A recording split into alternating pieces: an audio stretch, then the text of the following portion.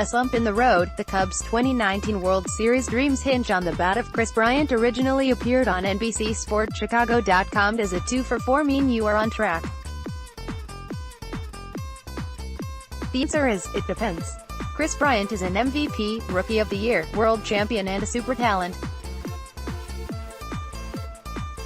Not just because he displays the outward abilities like power or hitting for average, but because he has the less visible skills, like good base running, plate discipline, intangible instincts. Kris Bryant has been having a tough time by Bryant standards. It is easy to rattle off numbers to underscore the distance between today and his MVP season. Early 2019 shows the .368 slugging, the hitting under .200 versus lefties, the near .100 with 2 strikes and the .154 batting average when he pulls the ball. Yet despite knowing these numbers are only after 68 at-bats, there is a deeper concern because of expectation. The Cubs need Bryant. Last season, he was still a solid player, but the Cubs were banking on an all-star to create a few more wins, and as we know, a few more wins and the Cubs win the NL Central outright. Injuries have crept in. Doubt always follows, even after you have a clean bill of health. Bryant also got hit in the face, which gets lost in some of the noise. These injuries and setbacks stay with a player, creeping up after a twinge in the weight room, the breakup with your girlfriend, the sleeping funny on your pillow the night before, the 3-game series in the stadium where you don't pick up the ball out of the batter's eye. Outside of the standard numbers, his base running was down last season. He had been masterful of going first to third, first to home and second to home.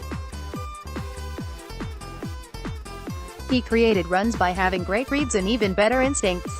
But he was not quite as effective last year, and not getting quite the same reads, at least so the numbers say. In Bill James's annual handbook for 2018, Bryant's base running was calculated as a -5 net loss, which accounts for advancing extra bases, base running outs, double plays and stolen bases. But slumps are part of any player's career, and they are not always just an offensive thing.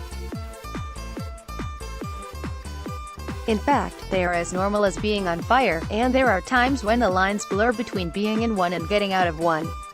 It matters which direction you are heading in. A player like Bryant has the ability to reduce the damage of a slump.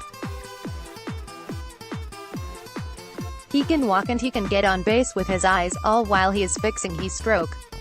He is dangerous enough of a power hitter to induce walks just because of the threat. Pitchers may know he is struggling, but they also know, one bad pitch and the ball is on Waveland Avenue, no matter what he did the last 7 days. I had my share of slumps in my career, and I define it as a place of relativity. We are comparing to what we think should be, both based on past and future. But it is deceiving to base expectation only on the comfort of hard data, not data that in reality is fluid and constantly changing with time and environment. Bryant's MVP season also had ups and downs, but he kept the downs short. It is still early and Bryant still has a good space between his batting average and his on-base percentage, .235 average and a respectable .342 OBP, but he is expected to be dominant from tape to tape by this point in his career, with all the lofty traditional numbers to go with it: OBP, AVG, HR, RBIs. And for the Cubs to not just win, but win it all, Bryant's ability to be that day in and day out threat is pivotal. Keep in mind, everyone is making major adjustments to Bryant, and it is not just his opponents on the field, but the opponent in the cloud. The data and the speed of these data-driven adjustments are lightning quick, especially against a player that can beat you single-handedly. I remember when I was struggling mid-career, and we were heading to Toronto for a series. I was in the batting cage with Phillies hitting coach Hal McRae and expressing my frustration. I was fouling out to first, to the catcher, rolling over on balls down the middle. Then Hal said to me that it was a credit to your talent that you are hitting close to .270 when your heart and mind are clearly with your father. My father was in and out of the hospital that year and eventually would pass away the last game of the season a couple of years later.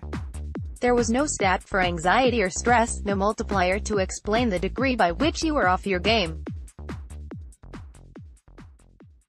Maybe that stress is a motivator, provides an edge in some players, in others, not so much. But slumps are part mechanical as they are part mental, emotional, psychological.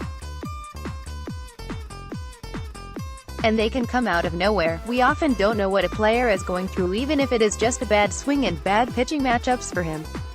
It is not the slump, but how quickly you can get out of a slump. 3 weeks instead of 3 days makes a world of difference. Those who do not have the opportunity to play through a slump will not make it. When I was a veteran in the game, besides the skill decline and the health decline, there was the opportunity decline. I no longer would be granted the bandwidth to struggle through it. I needed to produce every time I got the chance to play, even if I had 2 weeks between starts. When a team will not stick with you, you lose the pathway to get out of the hole you dug. And often the hole gets bigger. Bryant does not have this problem. That is because Bryant has time and has earned the time on a good team that has other assets to keep them competitive. Yet being granted time does not mean the team has time. The manager, the coaches, the closer, are on clocks too. Working hard can do a lot, but only so much. The doubt has to go, the second guessing of self or that in-between trapped feeling when you don't know what is coming out of the pitcher's hand, has to go. The Cubs know they are built from many talented assets, many players that can do the job.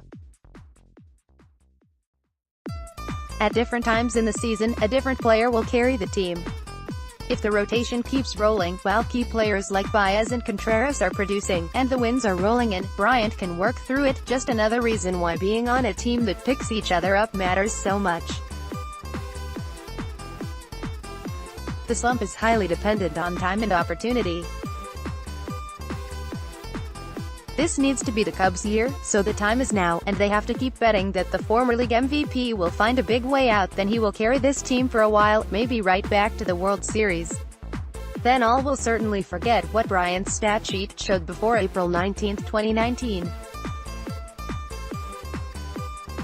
Click here to download the new My Teams app by NBC Sports. Receive comprehensive coverage of your teams and stream the Cubs easily on your device. Let's block ads. Why?